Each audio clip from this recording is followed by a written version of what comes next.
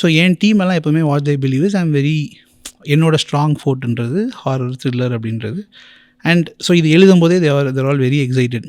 டிமானிட்டிவ் script build ஆகிட்டு இருக்கும்போதே கோப்ரா ரிசல்ட்டுக்கு அப்புறம் என்ன ஆகிடுச்சுன்னா, they saw me in a state that they never seen me before. And அவங்கள அது எவ்வளோ அப்செட் பண்ணிச்சுன்றது எனக்கு லேட்டராக தான் ரியலைஸ் ஆச்சு. ஸோ ஒரு சின்ன ஒரு ப்ரீஃப் பிரேக் எடுத்தேன். I went out of country.